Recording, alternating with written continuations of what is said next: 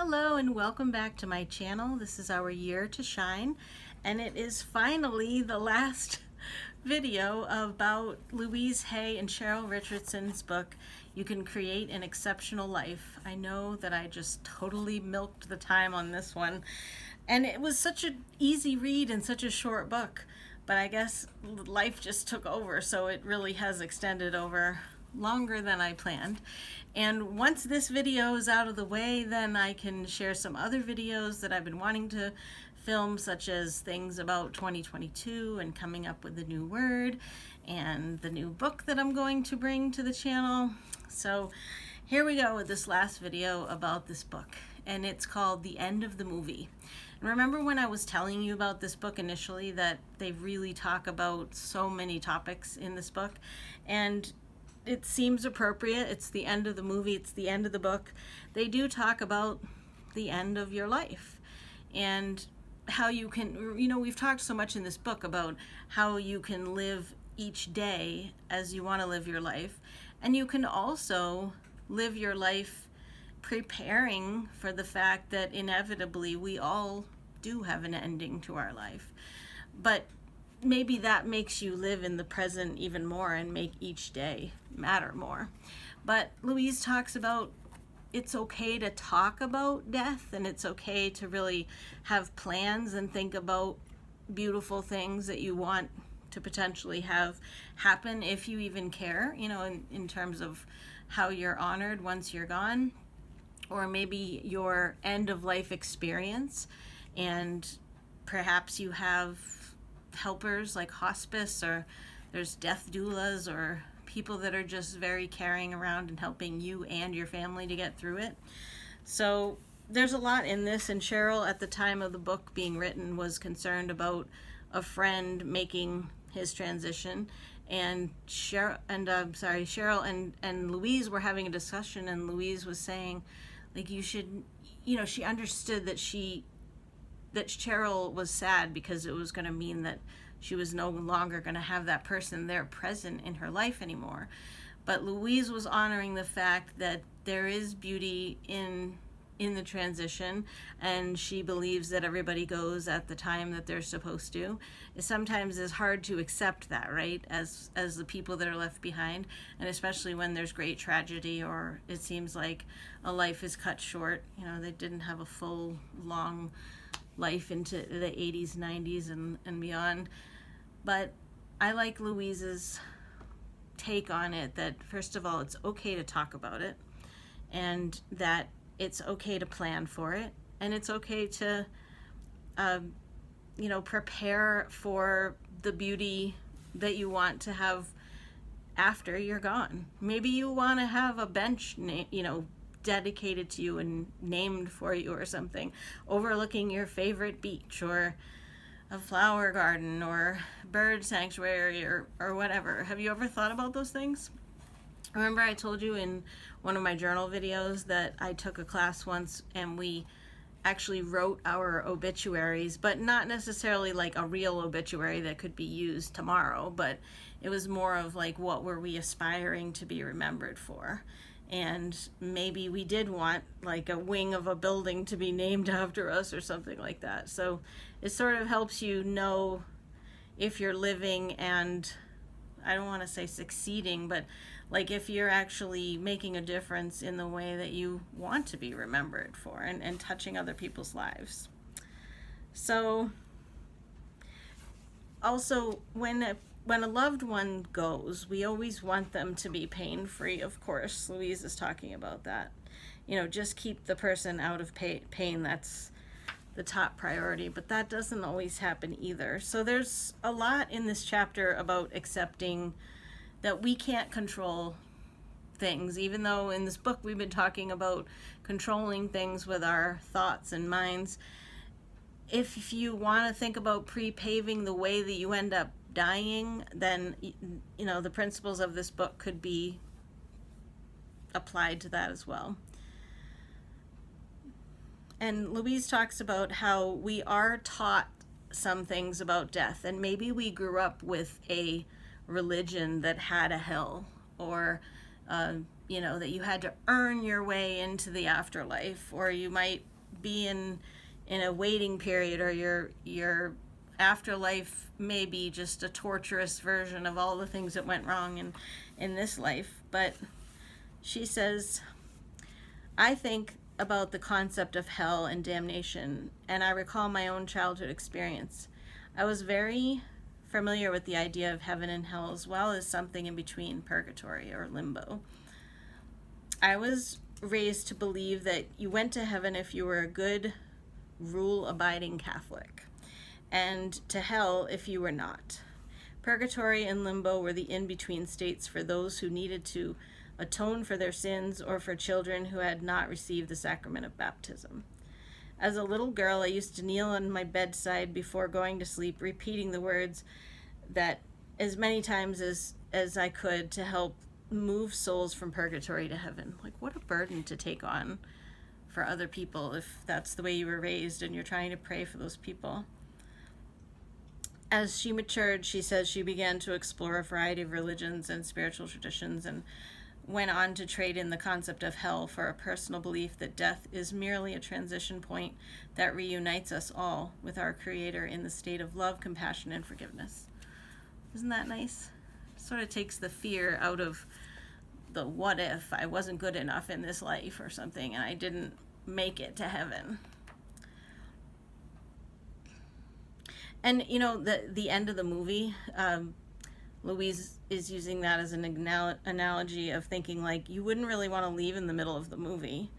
And so if you do think about the fact that maybe somebody's life was cut short, then that can be the hard part. Like, sometimes people leave, and she says that it's never really, like, the end of their life is never really buttoned up. Like you have at the end of a movie where things are resolved and then there's a nice, bow on everything.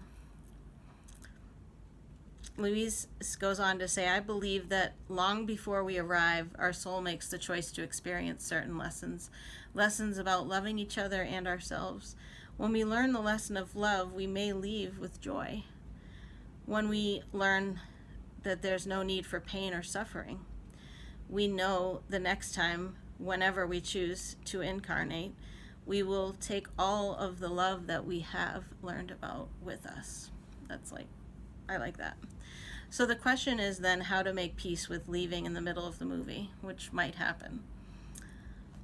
The problem, as I see it, she says, is that we are uncomfortable with death. We don't talk about it. We don't prepare for it. We don't even allow ourselves to think about our fears and concerns.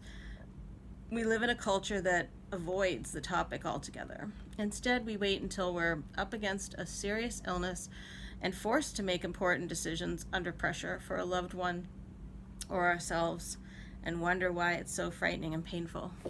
Remember I said in a video, one of the financial videos, about how I hope to what are you doing? Scratching. That's Annabelle. I hope to save to be able to pay for my funeral expenses, because I really don't want to leave that for somebody else. To make peace with leaving, we first need to be willing to address the issue. We need to face the awkwardness and uncomfortable feelings associated with death by looking fear in the eye.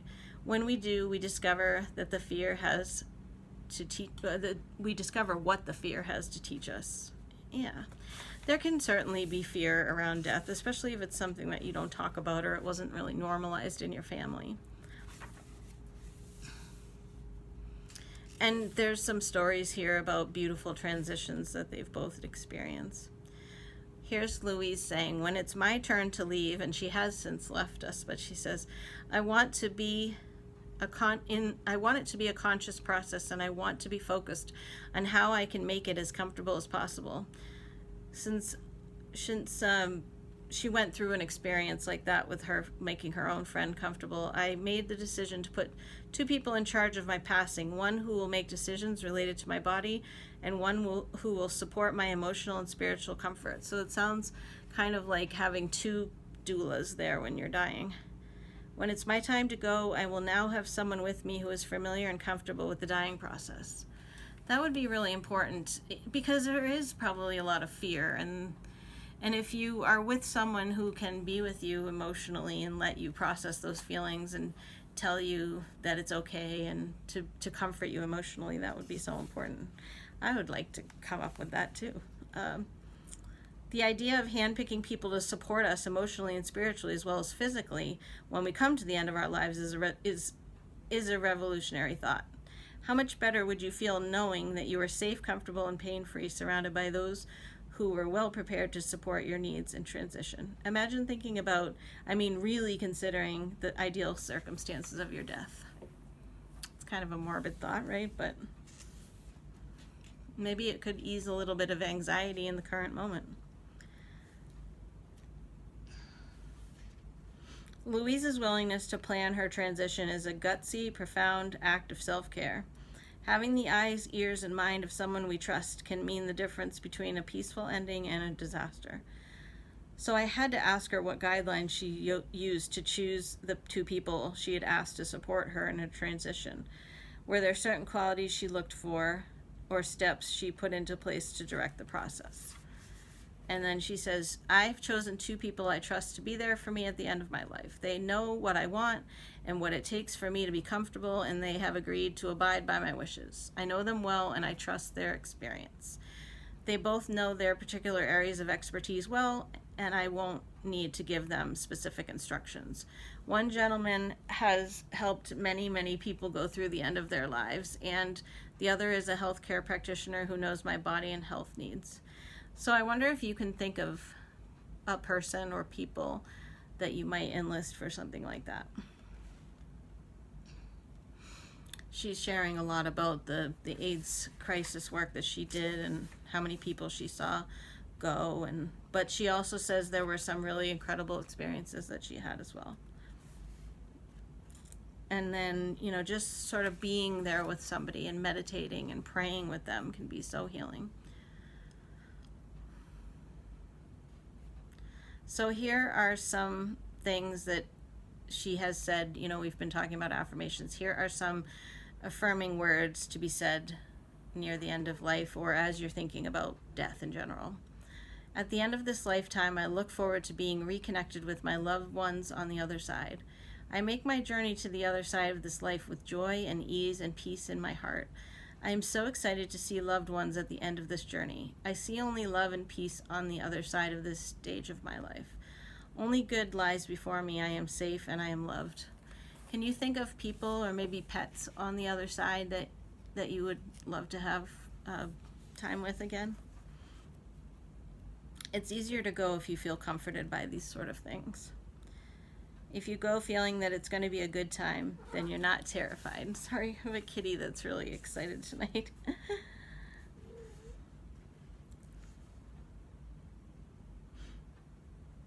So Cheryl says at the end, Louise certainly does reach out to life, and at the end of what I imagine to be our last meeting, I walk back to my room feeling full of love and deep admiration for this life-changing experience of writing the book together. How blessed I am to have spent so much time with such an extraordinary woman, and I slide my key down through the hotel room lock. I know my life will never be the same. I also know something else deep in my bones. Life certainly does love me. That's Louise's favorite one. And so at the end of their journey together, Cheryl gets home and Louise has written her something. And she says it couldn't be more perfect. Dearest loved one, here are some thoughts I have about the perfectly normal, natural process of leaving the planet, a process we will all go through. The more peaceful we can be with this experience, the easier it will be. Here's what I know. We are always safe. It is only change. From the moment we are born, we are preparing to be embraced by the light once more. Position yourself for maximum peace. Angels surround you. They are guiding you each step of the way. However you choose your exit will be a perfect way for you. Everything will happen in the perfect time-space sequence. This is a time for joy and for rejoicing. You are on your way home, and as we all are. And that's the end of this book. There is a collection of affirmations at the end of this book. I really am glad that I got this and that I'll have it around because there are a lot of affirmations in it. And they certainly touched upon so many things. And I think maybe out of all the books that we read this year together on the channel, this one really had a lot of practical use. And whether you're an affirmation person or not, it certainly was encouraging to incorporate that practice into your life. And on that note, let me pick one last final wisdom card, like I said I would for each of these videos. And then the next time I see you, I'll be talking about something new with the new year coming. Let's see what wisdom we have for today. Whatever is happening out there is only a mirror of my own limited thinking. I trust in the intelligence within me. Whatever is happening out there is only a mirror of my own limited thinking. That sure hits home from all the things that we read about in this book, because when you change your thoughts, you can change your life. I hope you got something out of it. Thank you so much for being here, and I will see you on the next video. Much love to you all, and I hope you had a wonderful holiday.